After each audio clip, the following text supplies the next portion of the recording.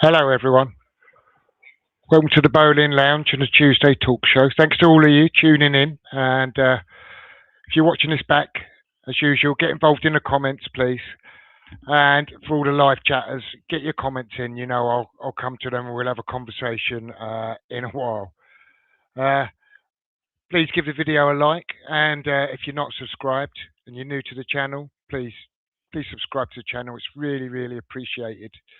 Now I'm going to get on with tonight's show, and this week we're looking back at our defeat to VARsenal. I'll start with the team. Nuno set up with a back 3/5, which I was hoping he didn't do, in fairness, but it worked pretty well in the main. I think the visitors did control large parts of the first half, at least up until the point when Ben White went off injured after 20 minutes or so. Prior to the White's departure, the Toad, that's Trossard, forced a save for Hermansen inside 10 minutes and then handed onto the post for the resulting corner. But that aside, I think we contained them pretty well in the first half. Had an uncomfortable amount of the ball, I'd say, in and around our final third, or in our half at least. But I don't think they really created all that much. And we seemed to grow into the game, especially in the last 15 minutes of the half. And again, without creating a great deal ourselves, has to be said, with the exception of Tatis diving header really late into the half. Good save from Raya there. And I haven't really got much else to say about the first half, to be honest with you. I'll get into the second half, and I think for large parts of the second half, I think we might even be able to argue that we might have been slightly a better team. Fernandez had a great chance, 78th minute. Really got a score for me. Really should do better with that. But again, we seem to contain Arsenal pretty well. Odegaard gets introduced, and he's an influential player, and he sort of showed that with the creation of their goal. And of course, it was the Toad who hit a deflected shot into the goal on the 83rd minute, and yeah, I don't know. Did they really deserve it? I think in that moment, it was a nice bit of football from them, really. Played the ball around our box a little bit. Odegaard was just full of movement, wanted to get on the ball, make something happen, and he did. Just after that, Nuno swapped Tati for Pablo.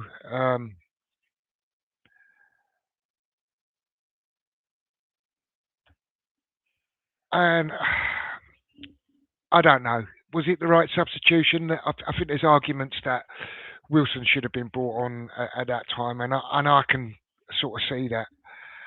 But he was eventually brought on after Trossard's goal,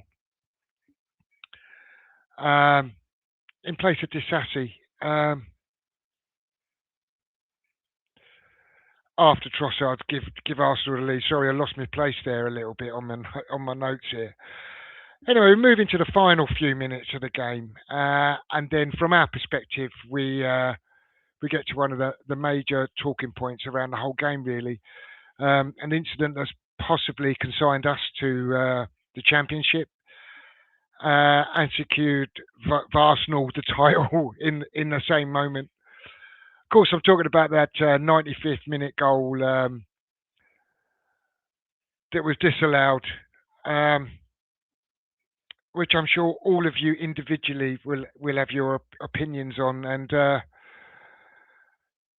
from my perspective, I'm a little confused by this first foul narrative that I saw. I saw watched it back on Match of the Day, and I saw they have that retired linesman or whoever he was on referring to Borough have just scored first 5 minutes, so up the Borough. I know Lee pops in the chat now and again or catches up. So if you are, mate, good luck. Hope you make it to Wembley, fella. Anyway, back to this first foul thing, and that's what's being attributed to the foul on Raya. But for me, there's several fouls that the first so-called first foul rule could and should have been applied to. I think it's incredible that Rice on Mavropanis is seemingly dismissed. There's a foul on Todibo, right in front of the goalkeeper. And Trossard clearly fouling Pablo before he's coming together with Raya. And even in the moment where he's deemed to have fouled Raya, he's having his shirt pulled by Gabriel. That might even be contributing to the position of Pablo's arm, I think. Now, of course, I'm looking at this from a West Ham perspective, and I've got my claret and blue glasses on, as I'm sure lots of you have. But I'm a little perplexed that it's taken VAR almost 5 minutes to finally come to the conclusion that Ray has been fouled, and being able at the same time to dismiss all of the other incidents. And apparently that's all part of the game. They're deemed to be fair play. And surely, for me, if there's a foul on Raya, then amongst all those other incidents, there's a pen in there. But I'm going to come to you guys and see what you're saying in the chat in a minute. I did watch the mic'd up thing with Michael Owen and Howard Webb beforehand, so I've actually watched and listened to the audio of the VAR, and I don't know if any of you have seen that today. It's interesting. Now, the VAR does mention Trossard, and the guy in the booth actually does say he's not happy about Trossard, but it seems to get dismissed pretty quickly. And the on-field referee's response, I think, was, "Yeah, no, I'm happy with that." When it was briefly brought to his attention, wasn't shown too many angles on it though. It was just mentioned that Trossard holding is, yeah, I'm happy with that. So got dismissed pretty easily. I'm not really one to buy into the conspiracy things. I don't think this particular instance is there because they want to send West Ham down, or they especially want to save Spurs or Arsenal to win the title. I just think, every other week almost, we're just infuriated by the interference of VAR. They seem determined to find reasons to disallow goals where they can. I'm not sure that's what it's been brought in for. And if we are ultimately relegated, that's one thing I won't miss next year is VAR, and I'll be looking forward to being able to glance over to the linesman, and if there's no flag and we don't hear a whistle, it's a goal. And we're not going to have this kind of outside interference almost at times. Before I come to the chat, I just want to mention Spurs last night briefly. And after their previous opponents put in such an abject display, thankfully Leeds have, for me at least, restored a bit of integrity for the league with their battling display last night. Well done, Leeds, and unlucky, but for some brilliant goalkeeping from Kinski. Spurs lose that last night. And if they were to have lost that, which I know they didn't, but even if we'd have got our point against Arsenal, which I think our performance really deserved, I think it makes a big difference with 1 point gap rather than a 2 point gap going into our last two games. But like I say, I haven't got a lot more to say on that game. Really, I just want to see what you guys are saying in the chat now and get you involved. So I see Leslie's popped in and he says, "Is hi Jeff. He's going to watch the show back at 5 a.m. and have a good show." So I look forward to you catching up, Leslie. Hope you enjoy it. And he goes on to say, Raya was fouled, but there was already fouls committed. So yeah, that's my kind of views as well on that. And he says, "Thanks, Leeds. Keep believing." And yeah, absolutely, we have got to say thanks to Leeds. Pierre's in. He says, "Good evening. Good evening to you, Pierre. Thanks for joining us." And Colin Jones says, "Good evening to everyone." Chris Brown, resident Millwall fan, has joined the chat. He says, "Evening, everyone. My antidepressants are kicking in." I didn't watch the game last night, Chris, because I was watching the Tottenham game. But thanks for tuning in, buddy. Unlucky. And in all likelihood, we'll see you in the Championship next year. So that's one game I think we can all look forward to. Tox is in. He says, "Good evening and hello to all the chatters. Good evening to you, mate." And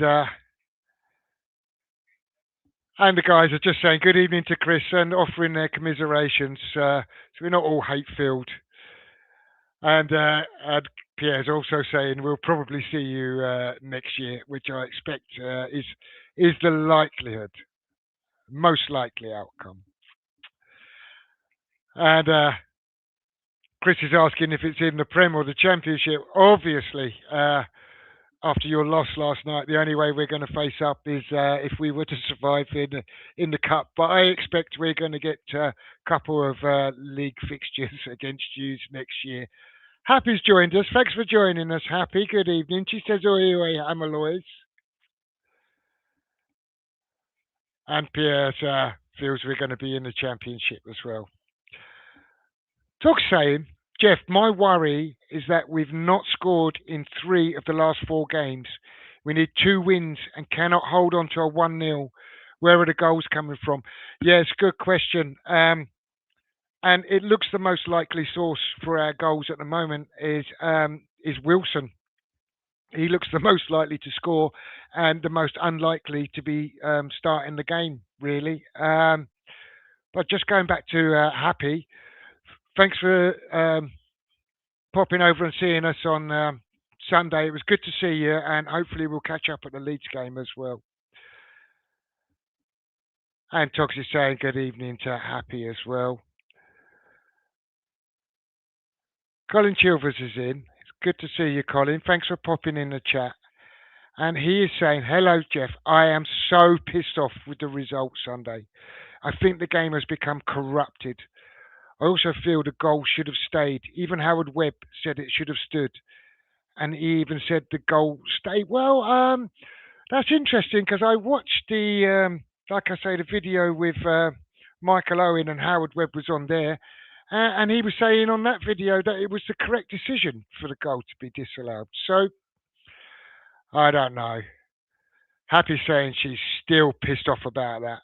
Just listen to the official VAR's mix audio, and it's angered me all over again. Yeah, I'm with you. I watched that before I got into the studio this evening, Happy, and yeah, I'm a bit unimpressed. I think they concentrated far too much on the foul on the goalkeeper, which if we concede is a foul. I think there's so many other fouls going on there. Like I say, they keep referring, or I've heard it referred to this first foul thing. Well, there's several first fouls that have occurred before it gets to Raya. So they're going to disallow the goal for a foul on the goalkeeper. I just can't believe that they have not going to give a penalty for one of those fouls in the box there. So it is infuriating. I do think we deserved a draw. And I think the point um, would have been valuable for us. Happy saying good point to Togs, obviously, about the where are the goals coming from. Yeah, Pierre saying Arteta said it was the correct decision. So who are we to disagree? Well, he didn't only say it was the correct decision. I mean, he said how brave they were to be able to come to that decision. I mean, fucking hell, you know the decision's gone his way if he's saying that. Adam's in. He says, "Dad's our job." TV. Evening bowling. All hope all is well. We've got Keith Hackett on at about 8:30. Yeah, I see you are on, Adam. Um, Probably still be going here around 8:30. But if we get finished and you're still on, I'll try and drop in. And he goes on to say, "Happy for you to come on after 9 p.m." Yeah, let's see what time we get finished, Adam. And if I can jump on afterwards, I'll come in and see you, buddy. Happy saying, praying City win the title again this season. Us deserve fuck all. I just can't see it, Happy. Burnley and Palace. And if the rumours are true about the £10 million for bonus for Palace if Arsenal win the league through the Eze transfer, I mean, you can't see them trying too hard. However, um, I'm not saying they'll roll over for Arsenal. But there's a £10 million incentive, and they absolutely, much like Villa, are going to have their eyes elsewhere with the European final coming up. And actually, I do wish Palace all the best, and I hope they lift that trophy. Chris is saying, "Well, I hope you stay up because the refs in the Championship are way worse." Okay, here's the thing, Chris. I think I miss the days of bemoaning referees and what poor decisions they make and how did they miss that or not see the other. Uh, but at least they get to see one thing one time at full speed. They might have their view obstructed. All kinds of reasons why referees might make a bad decision. But it's VAR and still keep getting the wrong decision week in, week out. I'm not even specifically referring to ours this weekend now, by the way, just generalizing with VAR. Um, I think it's outrageous and it's spoiling the game. I'm actually sick of it, to be honest with you. I feel that they've destroyed football now. I've seen comments on other chats around saying, "Oh, it doesn't matter if it takes 5 minutes as long as they get to the right decision." I'm sick of all these delays in the game. Um, I don't think it's much fun. I think if you're at home watching it on TV, you've probably got the benefit of some replays and some analysis going on in the studio, so it might keep you a little more engaged. But if you're a match going fan who's basically like a mushroom kept in the dark with just a purple checking whatever on the screen. Um, there's no transparency for it. We're just standing around looking at each other with no idea. Well, I think they should do what they do in rugby if they're going to do it, and let us all hear the analysis and hear what they're saying. At least then we'll be engaged in the stadium. Um, yeah, I'm sick to death of it. I really am. Pierre saying, according to VAR, all the fouls that occurred before the foul on Raya were negligible and in an area away from where the ball went. So they ignored them. But as a foul is a foul, come what may. I kind of agree. And I don't see how the foul on Pablo, seeing he's the one who's deemed to go on to foul Raya, is away from the ball. It's right in the middle of that instance. And like I say, Gabriel is still fouling Pablo whilst the foul is occurring on the goalkeeper. It's just I do think there's a lot going on in that incident.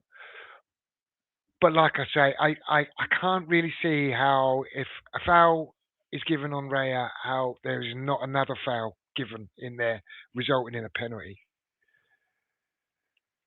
Make West Ham Great says the game has changed to make VAR work.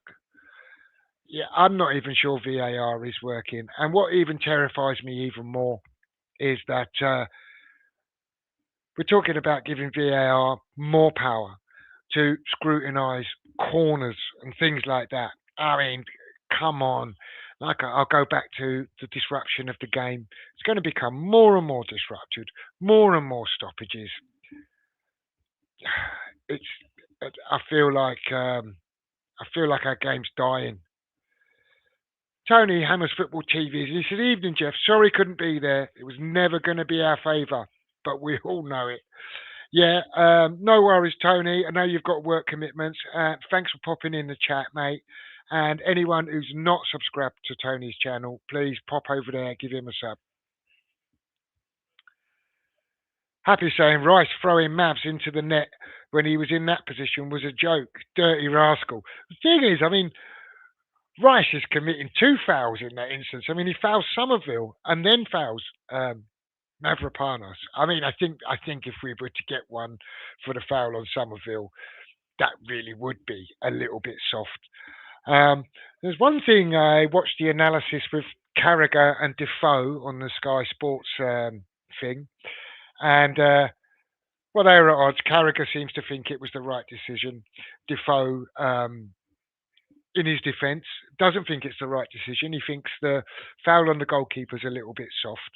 And when Carragher went on to say that you don't want to see penalties given for the holding on Mavropanos, Defoe immediately said that he'd want one. He said, I'd want a penalty for that. So he seems to think, it seems to have, apart from officials who seem to have closed ranks and conveniently dismissed or overlooked all of the other fouls that are taking place and just closed ranks on that is definitely a foul on Raya. It seems to have split opinion. And obviously amongst us Hammers fans, we're clearly going to think it's the wrong decision. I've openly admitted, I know, I've got my claret and blue glasses on with it. Of course I have. But I just think VAR are destroying our game with these analysis all the time. Tony's saying good evening to everyone in the chat, and obviously you guys are saying good evening to Tony. Make West Ham Great says there is an excellent analysis on VAR on the Monday Night Club on 5 Live. I haven't heard that. I might catch up with it tomorrow, perhaps, if I've got not much going on in the daytime. I'll tune into it. And Hammers TV, Tony at Hammers TV saying, sorry to Chris to hear about yesterday. Obviously, we're all devastated that Millwall lost. Now, that's a little bit tongue-in-cheek. We should get our derby game next year. So that'll be interesting at least. And I wonder what's going to happen with the ticketing if all the Millwall fans get mixed in amongst the home fans at the London Stadium next year. That will be an interesting afternoon. Make West Ham Great says, was it a foul? Probably. The issue is it's taken them 2 years to enforce the law of the game. VAR also won't look at minor fouls. It's ruined the game. I mean, I'll go back to, again, this isn't actually our game, just about VAR trying to take off away goals. They tried to microanalyze Sesko's goal the other week for Man United, whether it was or wasn't a handball. If it touches his hand, it barely brushes his fingertips. That goal stood. But earlier, Ashley Barnes gets a very similar goal disallowed for Burnley. And it would have been a vital goal for them. It was disallowed. I don't think anyone could tell whether it was handball or not. And I just don't like the way VAR are finding excuses to disallow goals. Chris obviously saying thanks to Tony. Tony saying, I heard on the way to work Spurs fans saying that there's a conspiracy against them as they want them relegated. Yes, well, I think we've all probably been tuning into some of the Spurs channels and catching up on some of their content, with it being so nip and tuck with us. And yeah, I've seen that, and I've seen some of it in the comments. Um, I mean, last night, Tell's overhead kick, it's definitely a penalty. Um, they're lucky that Calvert Lewin's kneecap is offside, um, because that should be a penalty. And they're complaining they haven't had a penalty all year, and they should have got a penalty in the death. And I tell you what, my heart was in my mouth when Madison went over in the box and almost at the death there. But on the replay, I think you can see he gets a nick on the ball. Um, so there's no conspiracy there, is there? And in fact, actually, Richie, I don't think it's on purpose, by the way, uh, but he chucks an elbow into Beale's face, and you see the lump on his forehead. I'm not even sure VAR even looked at that. Like I say, I don't think it was deliberate, but he didn't half clout him. And when Van der Ven goes down and decides it's a foul and grabs hold of the ball on the floor, surely that's deliberate handball, isn't it? I, I thought that was a red card. But even if it's not a red card, it's a yellow at least. He doesn't pick up a booking. But the free kick's given for his handball. I mean, I don't know. Is that a conspiracy in Tottenham's favour? Just think it's poor officiating. And Mate West Ham Great says, I give Arsenal credit for exploiting this VAR grey area. And this is kind of what Carragher was saying on one of the clips, that they push it to the limits and get away with it. But I said the other week, we see the foul on Souček against Brentford, where no one's trying to actually defend the ball, no one's looking at the ball. Trossard's doing exactly the same thing on Pablo. I think they should be. All of these instances should be punished, not just the ones against our players, not just the ones that involve West Ham. I've been saying weeks, months, defenders should defend properly. I hate the way they're allowed to defend. They should be trying to win the ball, not playing the man.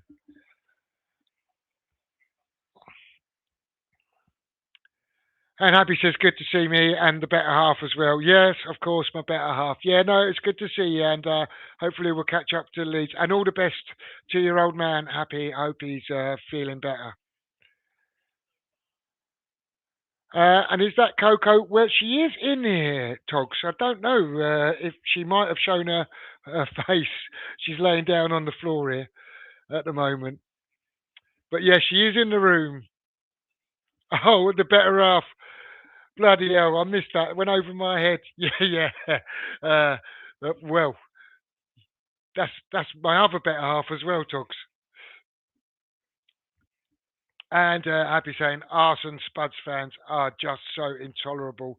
They are. I mean, I've got a few Arsenal friends. I'm going to have a couple of them here tomorrow night, and I'm sure we're not going to see eye to eye on this incident this week. And they're all right as it goes. And in fact, last week they were saying we really hope that we survive. And we still can, right? But I think we're going to have to win both of our games now. And it's a big ask. Newcastle ain't in great form. Can we go there and win? Yeah, I think we can. Will we? Not so sure. And Leeds, I've been saying in the Tottenham game when everyone was saying they'd be on the beach, well, not everyone, but people were suggesting that Leeds would be on the beach. I didn't think they would. I think Leeds play the way they play, and I actually think they might play like that against us as well. But maybe they'll have a preference if we're still in it and we can relegate Spurs. But they can. 4 points might be enough for us to stay up.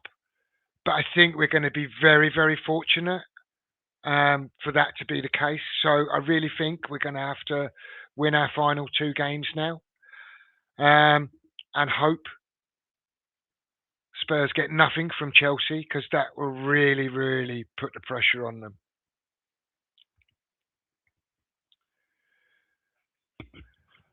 VAR should be challenges from the captain, like in tennis. Remove the hidden hand in what gets looked at.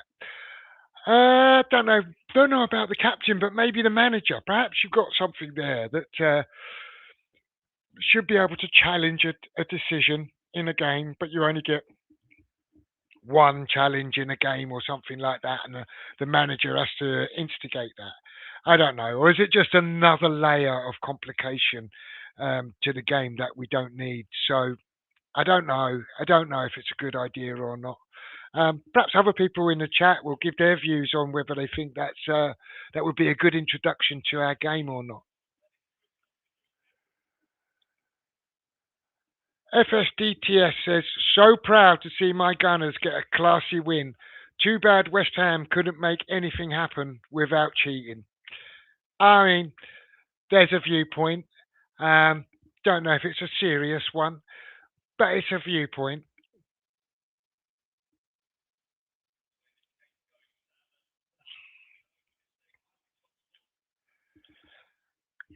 Hammers Football TV saying the fact he looks at the video 17 times, that must mean it's clear and obvious, right? I mean, yeah. I mean, if it takes quite so long to dissect everything, and by the way, there's a lot going on there. And if you hear the audio from the VAR booth, it says there's a lot going on there. But actually, they spend very little time looking at the other incidences. So, yeah, they've clearly had to concentrate an awful lot to decide that that's a foul. I actually think maybe it is a foul, but I think if they're going to give that as a foul, they can't not possibly give one of the others as a foul, and therefore, surely it's a penalty. But there we are. Make West Ham great says, be angry at the Premier League, not Arsenal. Yeah, I'm actually. Is it the Premier League? Maybe. I'm angry with the officiating. I think it's appalling. I think the VAR is appalling. I think VAR doesn't have to be a bad influence on our game. I think it could be a good influence, but I think it's just applied so badly by our officials that it makes VAR a bad thing.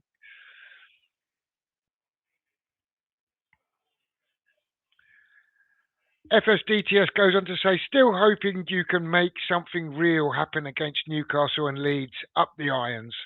Okay, well, that's a better comment than your last one, from our perspective at least. Happy says, if Arse win the title after these heavily grey area wins, then that's embarrassing in my opinion. When you have so much quality on the pitch, there's no need to cheat your way to a title. I must admit, I do tend to agree with that sentiment. The way Arsenal conduct themselves and the quality that they do have, I just don't think they need to do it. And I think they are quite disliked by other teams for the way they use these dark arts, as it were. But I mean, they just, yeah, it's poor. They should be better than that. Chris is saying, as much as I dislike us, I don't want them cheating Manx winning it again. I mean, that's the other thing, isn't it? It's going to be City if it's not Arsenal.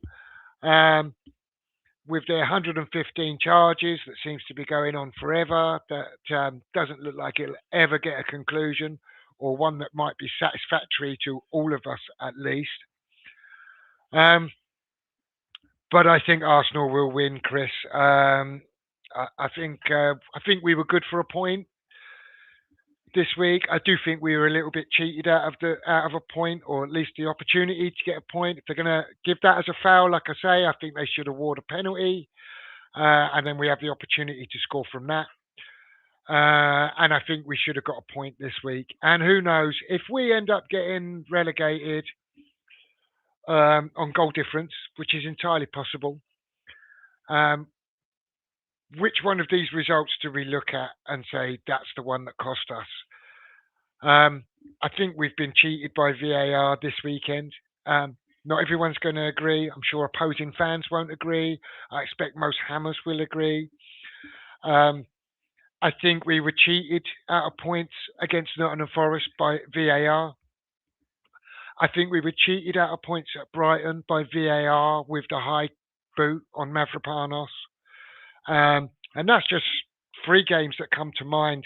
That's not allowing for the points that we've thrown away ourselves, which we've only got ourselves to blame for. And I'm sure people in the chat might be able to recall other instances when officiating and VAR have cost us points. But they're just three instances for me that spring to mind that I can say point against Arsenal. I think if we go 2-0 against Forest, we win that game. So there's 4 points. I think we win at Brighton. Um, if Mavropanos' high kick in the head results in the goal being disallowed, as it should. So we're well clear of the relegation zone there. And of course, we already know that, and the couple of these games are included in this 20 plus points that we've thrown away, but we already know we're responsible for giving away enough points ourselves that we should be out of the relegation zone. So ultimately, we've only got ourselves to blame, but it doesn't help when you feel cheated in these games.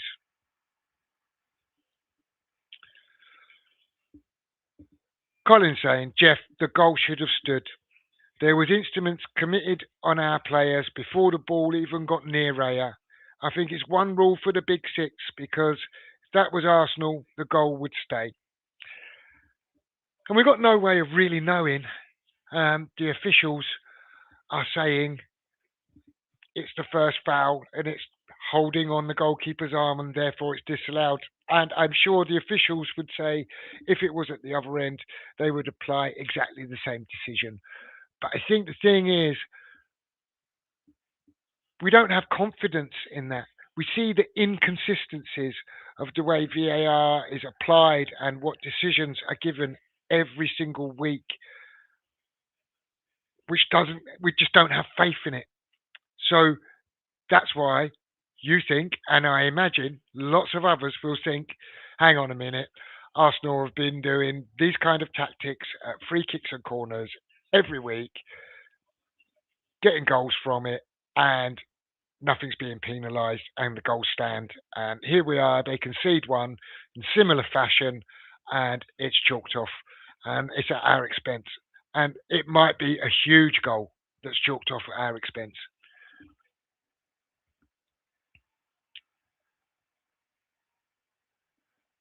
Make West Ham great saying to Tony, he says, clear and obvious is only part of it. It's also missed events. Okay, but if we take that into account, I think my argument is there's several missed events occurring in that box, and I still maintain that if you're going to award a foul on Raya, and if we're going to concede that there's a foul on Raya, then at least one of those other incidents is a foul, and therefore should be a penalty. And FSTDS is responding to Happy, saying, just chatting, hold that loss, will ya? So his come on your irons didn't last too long.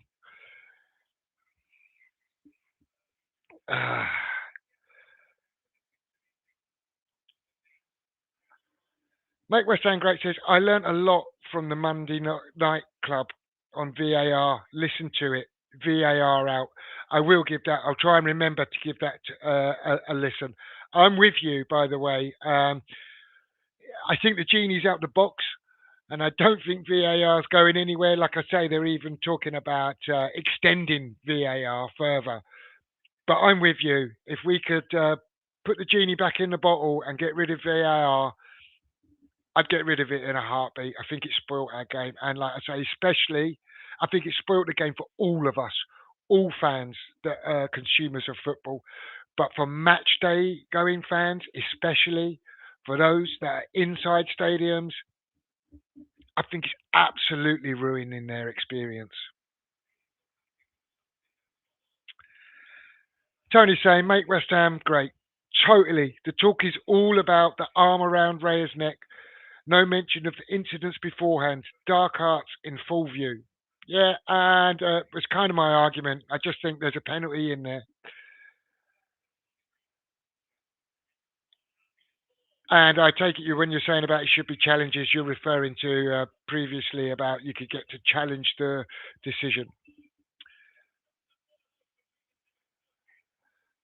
Pierre saying, can the ref give a penalty before that corner is taken? What if a player strikes an opponent prior to the ball being in play?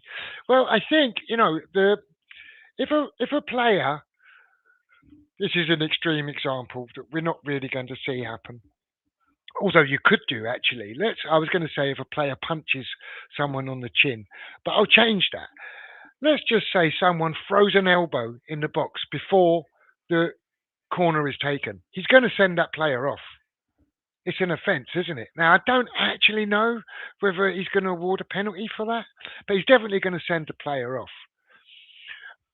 But all of this stuff hasn't happened before the ball's kicked. It's happened while the ball's going into the box. The foul on Pablo, the ball is in play. The foul on Mavropanos, the ball is in play. So they can be awarded as fouls for sure. And mate, West Ham's great saying, who allowed the dark arts? The Premier League, not Arsenal. Yeah, it's very true. They are exploiting what they can get away with.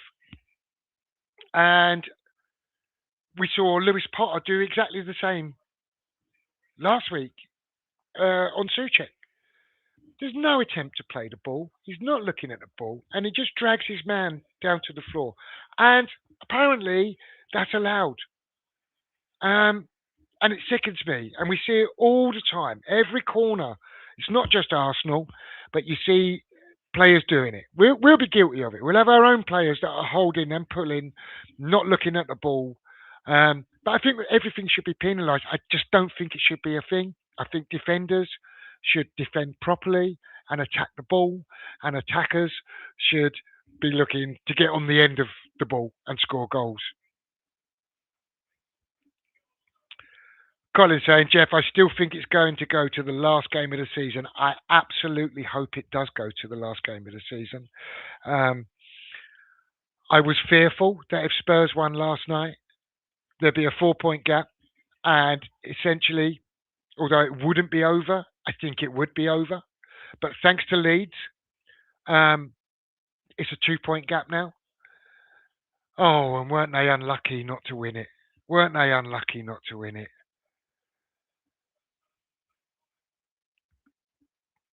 Make West Ham great saying, I'm not saying it does work, but they are following the guidance.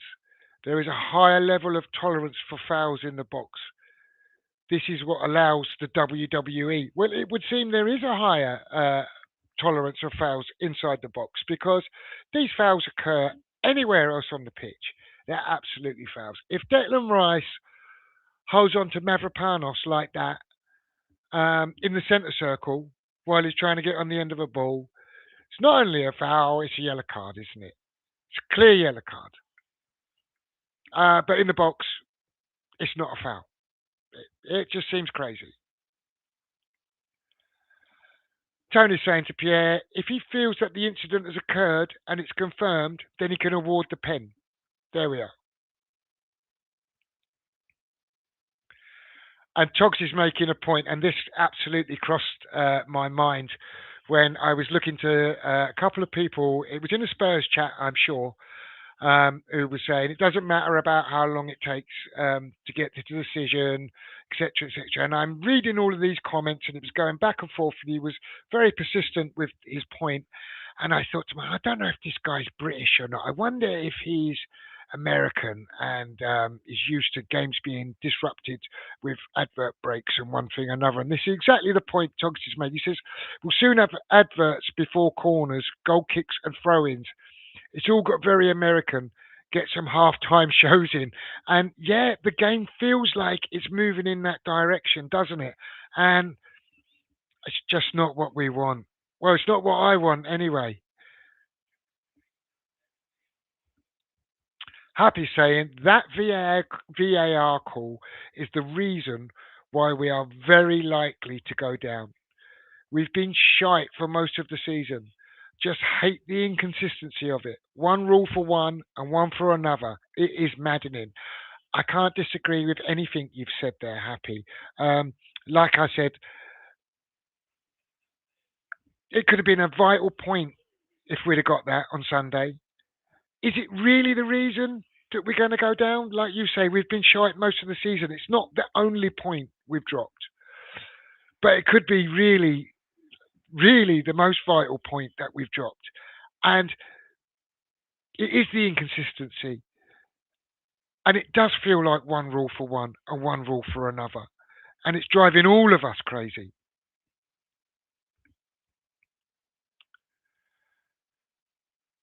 I just scrolled past Mate West Ham's great comment. He says Defoe was embarrassing. Are you talking about the video um, with him debating Carragher?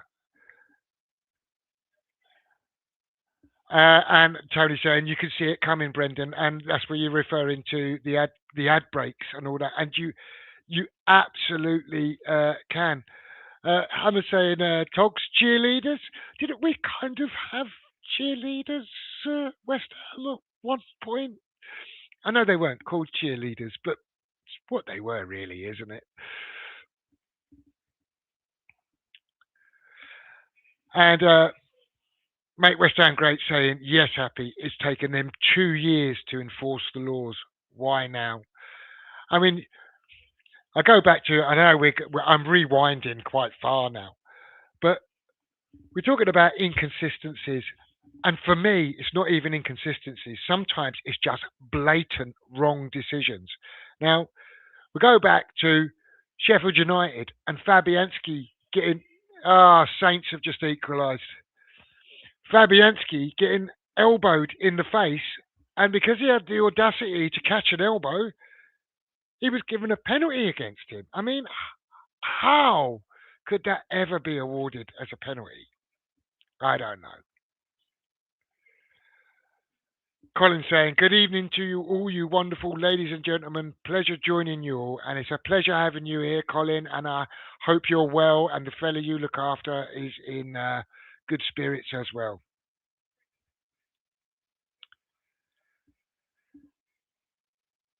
Happy saying VAR call is not the reason. It's absolutely not the reason if you're referring to us going down. It won't be that VAR call. It won't be specifically the one against Brighton or Nottingham Forest, but they all contribute to loss of points.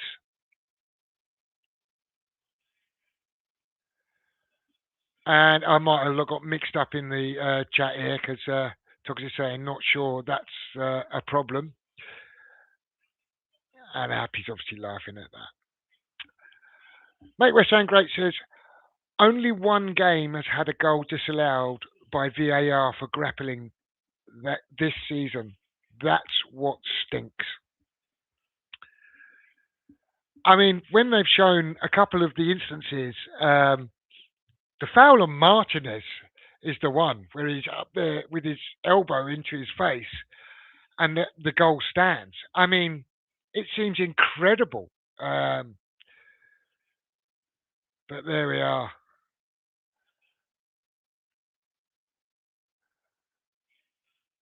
Happy double agrees with that. Tox is saying, I enjoyed Stell's impromptu show last night.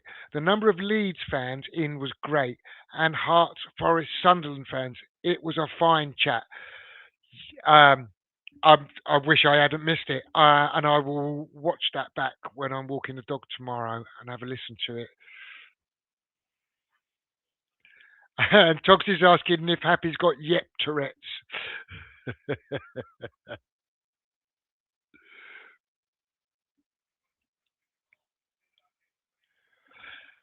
And Happy says, it's funny how many fans from all clubs want Spuds to go down. It is quite interesting how it seems that Leeds, Forest, While I was away at the narrowboat, there were some half a dozen lads, contractors there, Forest lads, all from Forest. We were chatting. We had a chat about Nuno and one or two other things, and obviously the relegation battle. Uh, and they desperately want Spurs to go down. Obviously, Arsenal fans want Spurs to go down. We want Spurs to go down, but it seems to be a consensus across the league that they absolutely want Spurs to go down.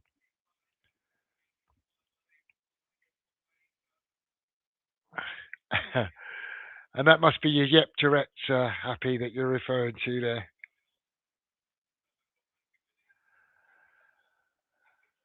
Melkster is in the chat. Thanks for joining us, buddy. He says, "Hey Jeff and all, we're in with a silver spook. Come on, silver sliver. Come on, you irons." I just brought a QR code up there somehow. I don't even know where that came from.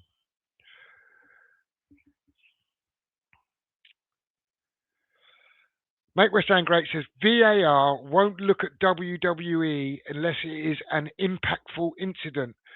Who gets to decide that? It stinks. VAR out. And I tell you what, you're absolutely right, because that is one of the terms I was hearing in the VAR audio about if this is an impactful incident.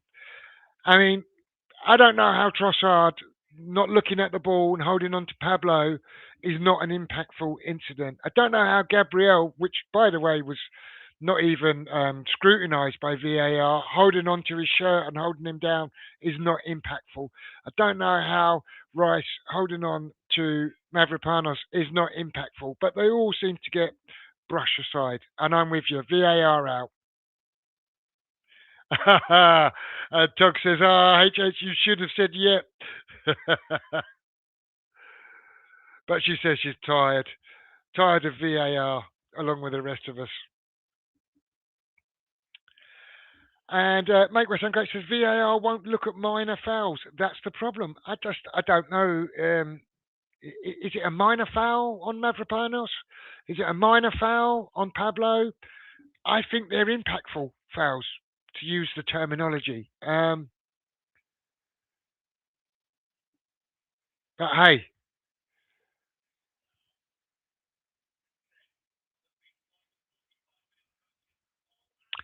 Link Gaze joins us.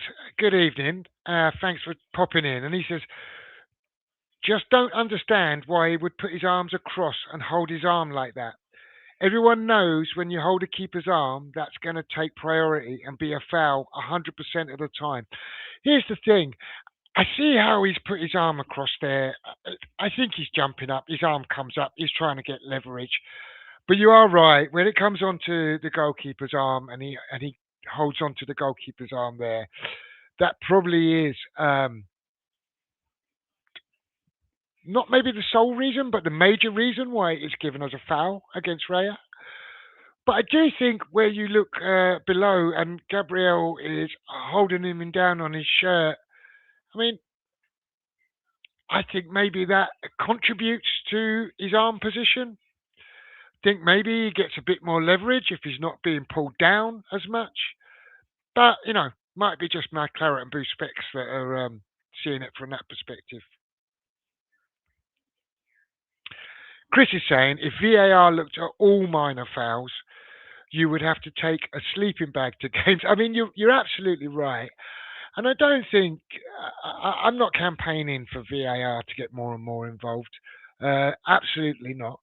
I'm dreading the idea of it being brought in to officiate on corners next year, although it might not impact our football club because I think it's more likely that we end up in the championship. I'm not giving up yet. I'm not one of these channels or one of these fans that has been saying we're down, it's all doom and gloom. There's been a couple of times where I've been a little deflated. Last week against Brentford was one of them. That was really took me down a notch or two and knocked my optimism. And the defeat against Forest was another one where I thought, that is it. But generally speaking, I tried to keep a little bit more upbeat about the prospects of us staying up, and I'm still not conceding defeat yet. There's 2 games to go. and we can still do it. It's not in our hands, but I honestly believe if we win back-to-back games, we stay up.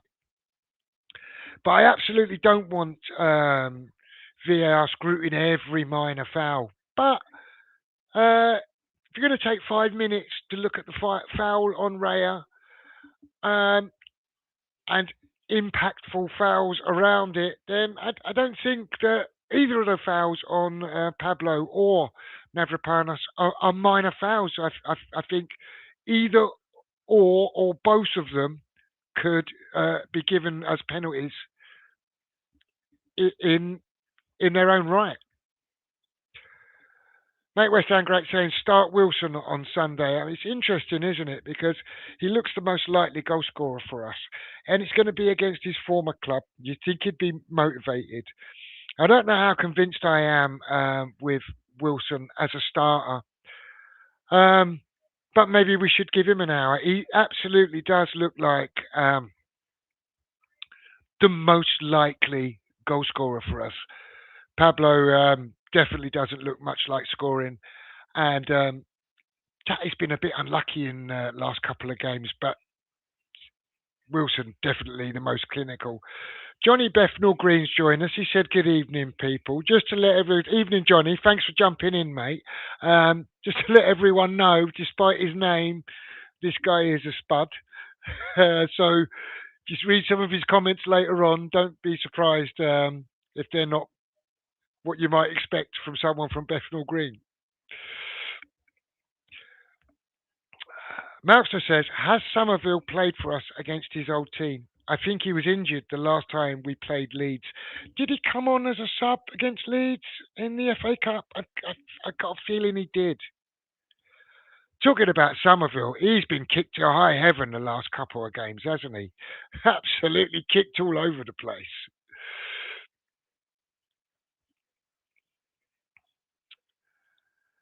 Tony saying, "Arsenal have got away with pulling and blocking for the majority of the season, and Arteta gets away from being outside the technical area. Got booked opening game of the season, and that's all." Yeah, and I saw him in Europe. He's running up and down the side of the pitch. I don't know how he didn't get sent off in that game. They absolutely pushed the boundaries and bordering on cheating, I would suggest.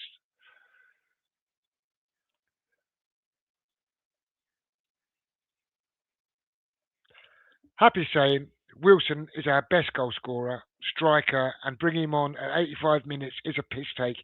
I mean, I kind of agree with that. For me, I do think the best use of, I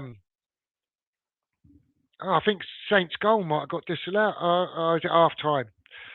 Um, I do think Wilson's our best goal scorer, absolutely no question. But I do think, in the most part, his best use for us is as an impact sub. Uh, but I think he should be coming on the hour mark or something like that. I think he's got half hour in him to go and impact games. And yeah, 85 minutes. I mean, so hard to impact the game, yeah. And yet he has done a couple of times, and proves that he probably should be getting more minutes. Tony agrees totally with that. I absolutely agree he should be on before 85 minutes. It seems madness. Like I say, I think he should be definitely getting at least half an hour. I'm not as convinced as some that he should be a starter, but I think there's a big argument for him to start this weekend against his old club. Pierre saying we have to win both games and then hope Spurs lose one of theirs. Can't see Chelsea beating them regardless of past history. This, I, Chelsea don't look great, do they? And I do think Spurs have improved under De Zerbi, no doubt. Um, but you look at the couple of games that they've won. They've beat a relegated Wolves that they needed Kinski to pull off a fantastic save for them not draw that game. They went and beat the worst performance I've seen from a top six team, I think, ever in Villa. Still managed to concede a goal in the last couple of minutes of that game. And then they came up against Leeds, a team that's actually up for it. and they were lucky not to lose that game, I thought. So Chelsea are absolutely going to be up for it. They've got a terrible record at Stamford Bridge. They might get a point there. We need to win at Newcastle. If we win at Newcastle, they get a point there. We're going into the final game level on points, and I can absolutely see Everton frustrating them on the final day. Uh, Moyes knows how to set teams up. Everton have been brilliant away from home in the main this year. They're still pushing for Europe. We need Everton to need something um, from the Tottenham game, and they can't win at home, can they? So could be that we could draw. A draw and a win might be enough for us. But I absolutely agree. I think we need two wins.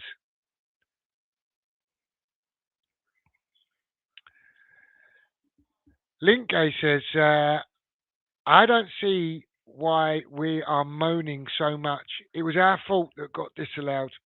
We need to stop looking at it with purely emotions. By the rules of the game, it's the clearest foul on a keeper all season.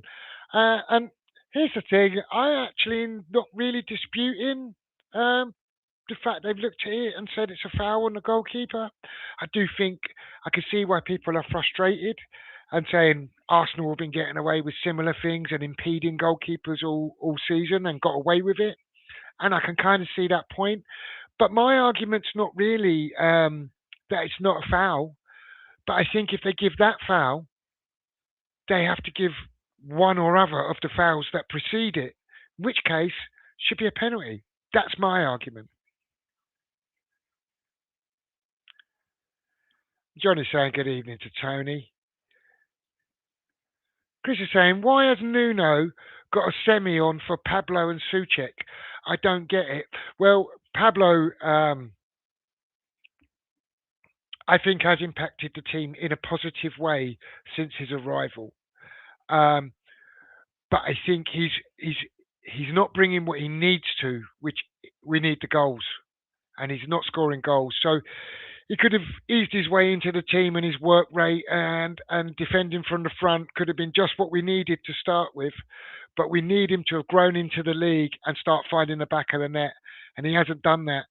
And it's becoming a bit of a problem.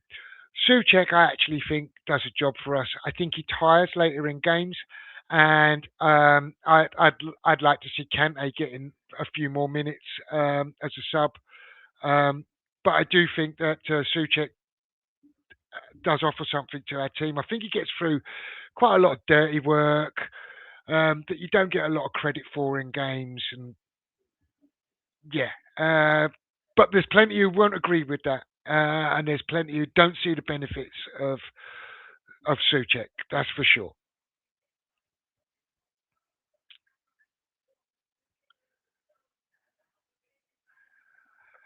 And Tony's saying, Pierre, Spurs fans thinks they will lose against Chelsea. The Spurs fans have absolutely no confidence in their team getting a result at Chelsea, or at least winning at Chelsea. And Johnny Bethnal Green saying VAR corrupt as sin. And I'm sure you're speaking in general terms, Johnny. You might be being specific about our game, but I think most fans would agree that it's not being applied correctly. It's spoilt our game. And Happy saying, yeah, Somerville played last time when we lost to Leeds 2-1. Did he play in the first game, Happy? Up at Ellen Road?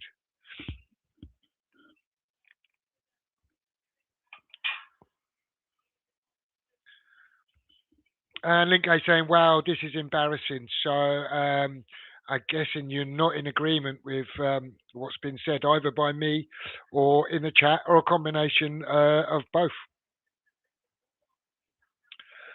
And John is saying Arsenal bunch of dirty fuckers, but you wouldn't expect anything less from a Spurs fan, so fair enough.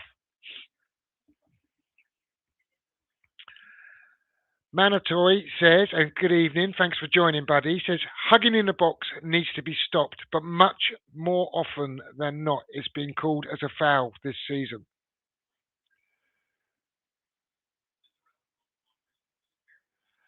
And Happy says Wilson's going to get a hat trick against the Magpies. And Johnny's saying this year agrees, bruv. All right, fair enough. And Pierre saying, at the end of the day, Nuno has cost us more than VAR. Absolutely, Pierre. I do think VAR has cost us points this year. I pointed to a few occasions where I do think that officiating has cost us points. But absolutely, I will concede that Nuno has cost us more points than VAR have. And we are the authors of our own downfall should we get relegated. Can't blame anyone but ourselves. Happy says we've been crap for most of the season. Can't pinpoint one game. Nuno makes some bizarre decisions. Yeah, I think he's making. I think he's doing it less happy now, but certainly in his tenure and before we started going on a bit of a run, he definitely made some bizarre decisions. And Pierre, Happy agrees with you on your point. Colin says, "Well, Jeff, I've fallen out of love with the game. It has just become too corrupted for me, but I will never fall out of love for West Ham." Fair enough, Colin. And Chris is saying Palace had cheerleaders. Don't know if they still do. I don't know if they still do either. And Colin's saying yes, we had the Hammerettes. Obviously, it took me a while to catch up. Damien's joined us. Good evening, Damien. Thanks for popping in. He says Sullivan out. Just thought I'd start off strong. Evening, gentlemen. Fair enough.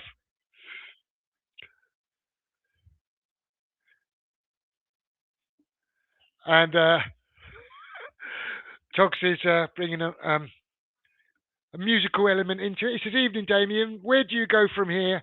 Is it down to the lake? I fear." I can't sing it. That's lost, Damien. It's from a song, Damien, mate. And Pierre's asking, who was that comedian, Slither Spook? That's right over my head, by the way, Pierre. And Tog says, give his explanation to Damien. So you're in the loop now. He says, you're too young, Damien. Haircut 100 song lyrics. Damien saying, one positive I do take away from that situation on the weekend, think we've looked dangerous from set pieces recently. I actually think we played pretty well in the main against Arsenal. Um, they're the best team in the league, whether we like to admit it or not. They're top of the league. They're going to win the league, so therefore they're the best team. In the same respect that whoever ends up in the bottom three will be the three worst teams in the league over the course of the season. But I actually think we battled really hard against Arsenal. I thought we contained them pretty well. I don't think we were hugely creative, but we created a few chances, and I think we were unlucky not to get a draw out of the game. Colin saying, Jeff, do you see Spurs getting anything at Chelsea? Because I don't think so. I don't know. Chelsea are so Jekyll and Hyde. That's the trouble with Chelsea. I don't think you can rely on them. But they've got, as I said previously, they've got a dreadful record there. The fan base, at least, don't have much confidence about going there and getting anything. I think they can easily lose, maybe get a draw. I'd be surprised if they won, just because things don't seem to go well. But you never know. Maybe that'd be the time for Spurs to get their dodgy VAR decision and their first penalty of the year, something like that. Who knows? We could be debating that next week. I don't like the fact that they're playing the FA Cup final on Saturday and then the Premier League game on the Tuesday. In fact, I think all the FA Cup scheduling this year has been a bit shit. And I have mentioned it on shows in previous weeks, so we have talked about it in the chat. But it should be the showcase. It should be the end of the season, final game of the season, and the following weekend should be the FA Cup final. I don't know why they do it. We've had it years before where there's been Premier League games going on the same day. I think that's so disrespectful and devaluing of the competition. Um, and I just think the scheduling's wrong, and I think it's quite criminal actually, and I think that is possible to impact um, possibly the result of the Chelsea Spurs game. I don't think it's unreasonable to say that it could do. So that's a bit of a bugbear for me. Brendan's just saying he's commenting on starting strong, Damien. And Damien says maybe he'll YouTube it. Tox is saying, unfortunately, I thought that about Villa, Colin. Look what happened. Also, what Chelsea team will turn up after the cup final? Oh, okay. And yeah, you're kind of just echoing my concerns around the cup final there. And I absolutely agree. There's been a couple of results I thought Spurs get nothing from this year, and they have. I thought they'd get nothing at Villa, and Villa were fucking awful, and it was a bit of a disgraceful performance actually. I understand Emery shuffling the pack with with the European final coming up, but I think the players that came in were pretty disgraceful that week. And when you look at what Forest did, a similar thing, but their players stepped up to the plate. Um,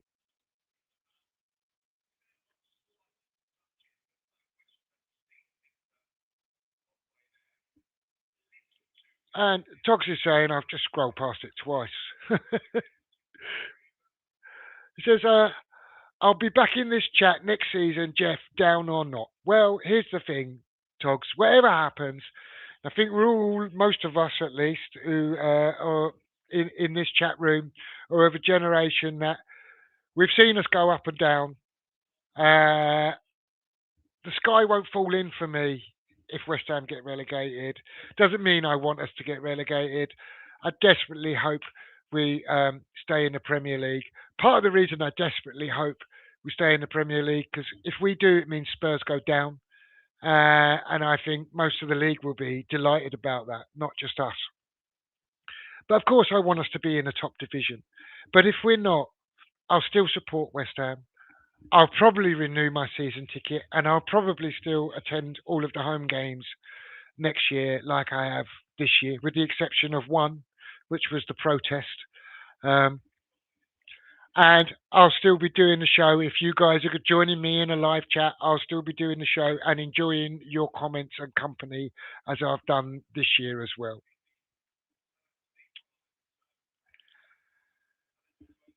Pierre says Raya made a right meal of that challenge. He didn't make a big effort to get the ball. Very little contact. Just look at his face like he's been walloped. I do kind of agree with that sentiment, although I'm happy to concede that it's probably a foul on the goalkeeper. I do think he's a little bit weak in that instance as well.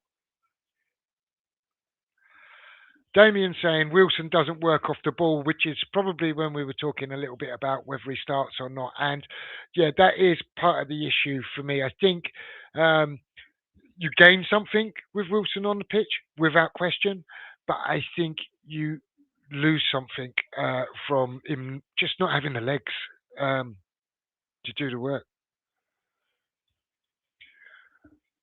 Tox is saying on Sunday week, the best manager in the league will be Moisey, hopefully. Yeah, yeah, and let's hope, and I'm sure all of you are aware of Nick on Claret and Booze. If you're not, go across, grab some of his content, give him a like, give him a sub.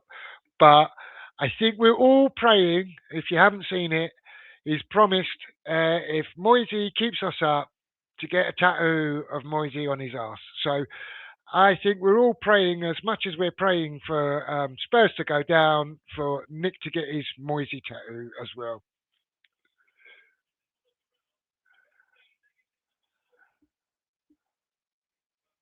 And Pierre saying Wilson on at 60 minutes if we're not winning, 85 if we're ahead. That's kind of where I'm at, Pierre. I like the idea of Wilson getting half an hour. I think he deserves more than the 5 minutes plus injury time that he's been getting. Um, I think he's good for half an hour. Tony saying he'll catch up soon. Great show. Thanks for dropping in, Tony, and don't work too hard, buddy. And he's saying good night to you all. Now, we're kind of done to death the Arsenal game and the Raya incident, and we could probably talk about it all night. But what does everyone think about the upcoming game for Newcastle? What's everyone's feelings on it? Does anyone feel confident for this weekend, or are we all a little bit nervous? Me personally, I'm a little bit nervous. I'm not quite sure how Nuno sets up. I don't know if he's going to stick with this three at the back, or if he's going to revert back to a four. Um, and how comfortable would you be if he did stick with three at the back? Or would you like to see the back four return? And if you would, do you want it to go back to the 4-4-2, or would you prefer to see a different formation? Damien saying, I was saying on Russ's channel, if Adama is out, we really are struggling for attacking depth off the bench. Why not look at the likes of Ajala and Le Madrid in training as options off the bench? Um, Yeah, Adama wasn't on the bench, was he, this weekend? And I did hear someone say today that he's injured. I don't actually know if that's true. Does anyone know that Traore is or isn't injured? Let me just look it up. Um, See if there's any injury news.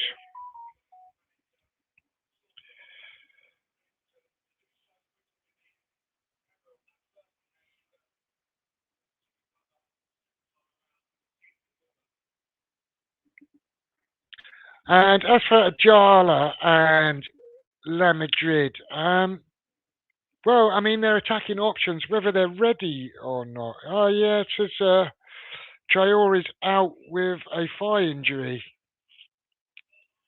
So it looks like Traore is injured. And you're right, we're very thin on attacking options off the bench.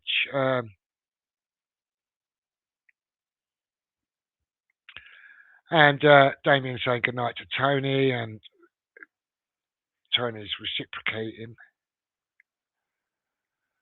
And obviously, Damien's again about the incident. A lot going on in the box. And Daz has joined us. Says Boleyn, Daz, thanks for coming in, mate. Good to see you, buddy.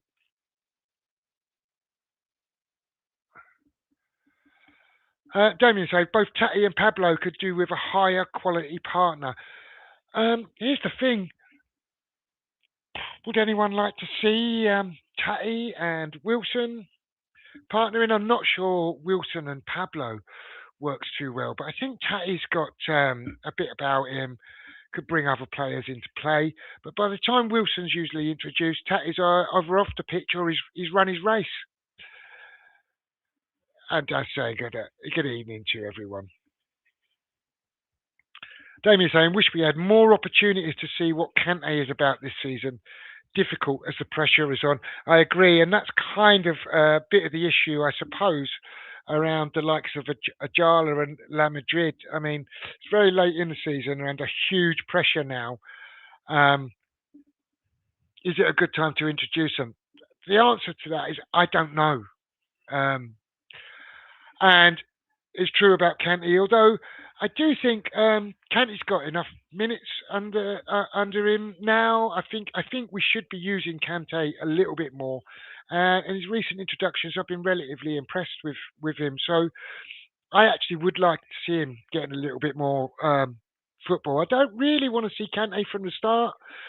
I think Souček does offer something in the midfield with Fernandes, but I think he tires. And that's when, if we want to change the game and Souček is tiring, I think there's a real argument to see Kante introduced. Give him 20 minutes or half hour. but we haven't seen as much of that. But he has been getting some minutes, so I think there is an argument for Kante, without a doubt. Daz is saying it's not over. It's absolutely not over. I said in my walk and talk this week that it's a massive weekend, and I've been saying it every week, and I sound like a broken record. And I'm just praying that next weekend I'll be able to say it's a massive weekend. And at the moment, I will. And I'm hoping the following weekend it will be the same, and we're still in with a shout. Damien's saying, yep, Somerville played versus Leeds. That was one of Nuno's disaster classes. Players all playing out of position. Yeah, is that? Did he play Skulls at right back at Leeds? Chris is saying if they pulled up every hold or shirt pull on corners, every corner would be a free kick or penalty.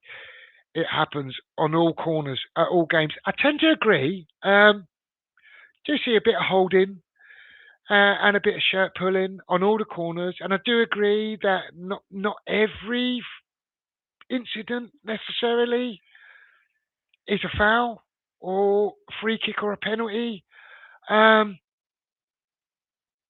Just think there's degrees, and I just think that again, from West Ham perspective, I'm absolutely happy to admit that I've got a West Ham bias going on.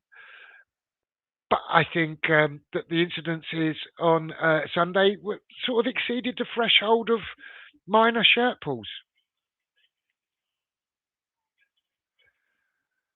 Damien's saying, I agree with Jeff. He has ironed a lot of his tactical stuff out since January.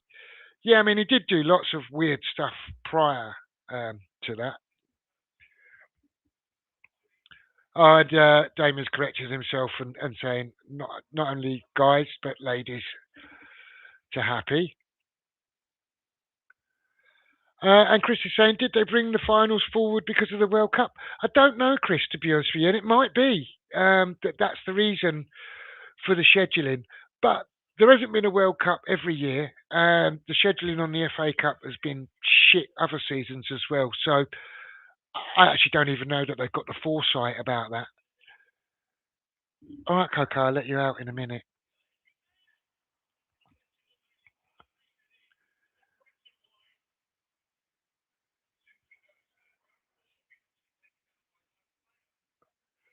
Pierre saying, Roy J, Spook Sliver, old comedian, not that funny really, just a bit weird. Okay, fair enough. Colin saying, Jeff, if Spurs lose, we win, at least that is what I hope I see us staying up. If we win both our games, I think we will stay up. Because I don't think Spurs would have to win and draw, wouldn't they, to put us on level points, and then we would go down on goal difference. And one of these disputed points that we're talking about, or missed opportunities like at Crystal Palace, where we just didn't do enough, are going to become truly vital. Damien saying, I've been pleasantly surprised by how good Wilson has been, though. Stronger than I thought he would be. Better hold up play. He's the epitome of if only we had him earlier. Well, here's the thing. We tried to get him earlier, didn't we? And he knocked us back several times. It's part of the reason I didn't want him to join the football club, along with his injury record. But I think he has shown that he's a valuable asset. I'm not sure he could play 90 minutes every week, and I'm not sure he should be starting games every week. But I do subscribe that he should be getting more minutes than he has been, and I absolutely agree with the sentiment that he's the best finisher we've got at the club, and he's intelligent as well. He's clever. He knows where to be. Even the other week, where he ducked under the ball, took a defender away to give, I think it might have been Tatty, a chance through on goal, and he just created that play through experience and nous of forward play, and it's something that Pablo certainly does not have that kind of footballing brain on him. Pierre says the big trouble nowadays, if any player that gets fouled doesn't make a big deal about it, they hardly ever get the free kick. Refs and VAR are just useless. Well, I'll go back to Mavropanos and the high boot in the Brighton game. I mean, if he goes down, holds his head, that goal gets disallowed. There's no question. There's a high boot there. But because he doesn't, because he tries to defend, play the game, it gets overlooked. The goal shouldn't stand. Pierre saying, I don't care if we play 8-1-1 as long as we win. Well, I think we're all in that camp. Don't care how we win as long as we win. You're right.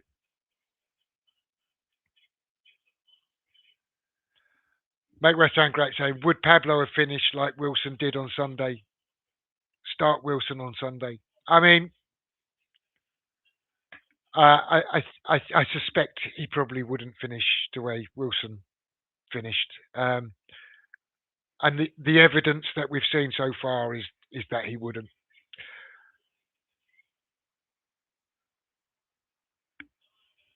And Tox is saying good evening to Daz. He didn't notice him when he came into the chat. Pierre saying Canty in place of Pablo couldn't be any worse, and he has the energy. I guess we could do that. We could do that. I've been impressed with Canty, and he looks like he is flexible. He's been played in the centre of the park. He's kind of marauded up front, caused a bit of chaos once or twice when he'd be on. I seem to remember he played out on the right one time and even did a bit of a job out there. So I'd like to see a bit more of Kante. I'd like to see him utilised a little bit more. I'm sure he will feature next year, regardless of what division we're in. I think Kante gets more football next year. Damien says, make West Ham great. No, but there's more to the game than that. But Wilson is ridiculously good finisher. And yeah, it's a bit, it's a bit like I alluded to earlier. I think you gain a lot with Wilson and you lose a little bit in another area. And make West Ham great saying Pablo's awful. I kind of like Pablo and I really want him to succeed, but he's making it more and more difficult to be supportive of him as the weeks go by because I like the work ethic. I like what he brings to the team ethic. I do think he's a bit of a cog in the machine, but he's got to score goals, and it's so lacking.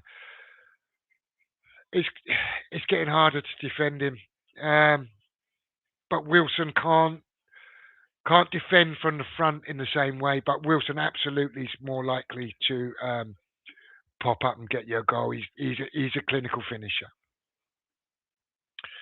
Damien saying, my argument with Ajala and La Madrid is they are better than nothing without disrespecting them.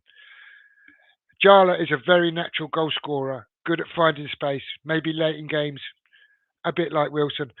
I mean, I guess the point is, what I saw of La Madrid, and I've seen very little of La Madrid, by the way, but what I have seen of him, he didn't look too ready, and I think the risk is he might be a bit rabbit in the headlights. And there's huge pressure attached to these games. And the same could be true of Ajala, although I'm not saying it will be, I'm saying it could be, because we're asking young players to be thrown into a cauldron and step up to the mark. And it's a big ask. But I take your point. Maybe late in games, like you say, 5 or 10 minutes a game, need something to change the game, make a difference. We're getting desperate. Maybe it's worth a try. Maybe it is worth a try. Make West Ham great saying, let's be brave on Sunday. Yeah, let's not get caught out, but let's be brave. David saying, Le Madrid is a full international, so is Callum Marshall. Yeah. Yeah, I don't know. And Damien saying to make West Ham great, have to be. This is why I mentioned the likes of Ajala and Le Madrid. I don't want to be in a position where you look on your bench for attacking subs and there isn't any. I mean, that's a fair point. We need something, and maybe we just need to absolutely take a chance. I don't know if these guys are the answer. I doubt that Nuno's going to turn to them. But if he did, who knows? Who knows? Maybe there'd be unknown quantity that we need.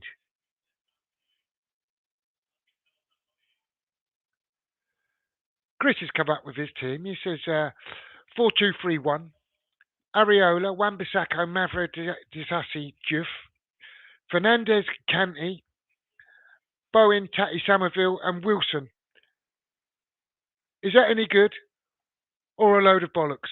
Well, I don't think it's a load of bollocks, Chris. I don't know that we're going to see that team, but guys in the chat, you can respond to Chris's comment. I wouldn't be entirely disappointed if we saw that lineup. I don't know if it's exactly how I would set the team up, but I'll be honest with you. I've been kind of thinking about this and scratching my head, and I'm still thinking and scratching my head. What team would I pick, and how would I set us up for the game on Sunday? And I wouldn't be completely anti that at all, if I'm honest. Like I say, I'm not sure if Wilson is a starter of games, but is it wise to start him in this game against his former club and with us desperately needing to score goals and him being the best finisher in the club? I think there absolutely is an argument that he should. And Damien saying that's not a bad team, Chris.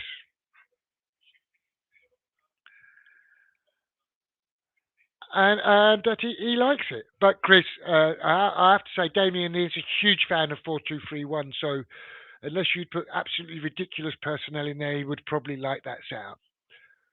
Although I'm not suggesting it wouldn't be a good thing to do at Newcastle, it might be the right thing to do. But do we see Nuno doing that? I'm not sure. I think he either plays the 4-4-2 or 4-4-1-1, however you want to describe it, or he plays the three at the back thing. Pierre says he'd go with that lineup. And Tog says Millwall Chris is definitely turning. He seems to have a good handle on our team and personnel, doesn't he, Togs? And he says sign him up as Nuno's number 2.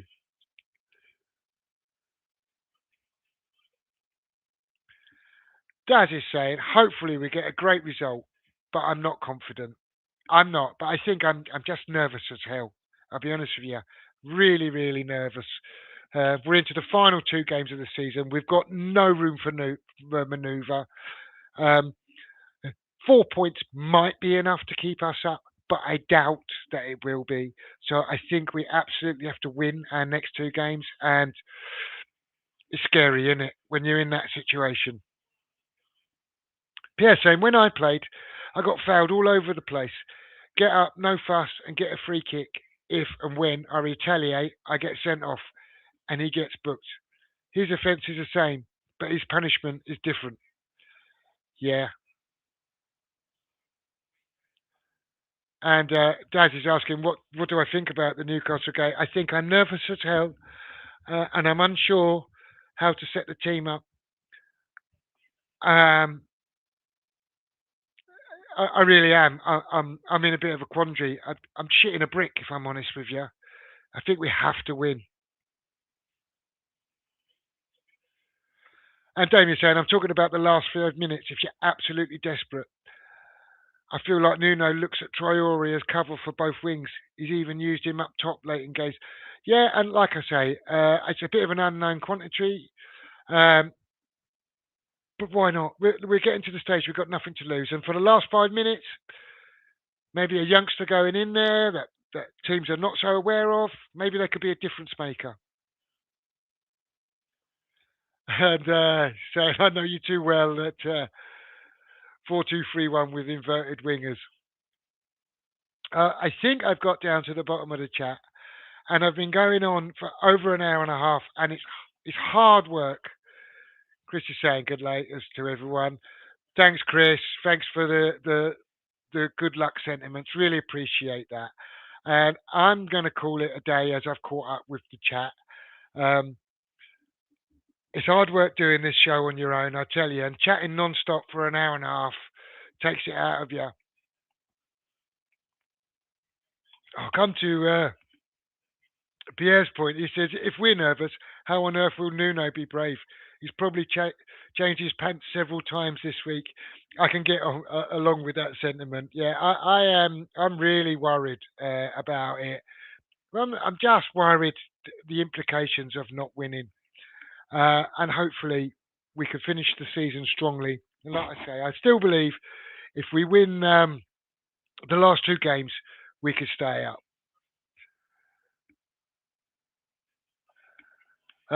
Toxic saying, great effort, Jeff. Thanks, chat. Hope we win them at the weekend and good night all. And Damien says, one thing I give Nuno for his mentality and the players. Yeah, he has got a good mentality about the team.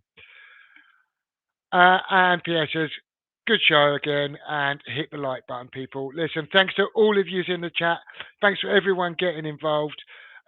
Please, like Pierre says, give us a like. It's much appreciated. And until next time, come on, you Irons. See you later.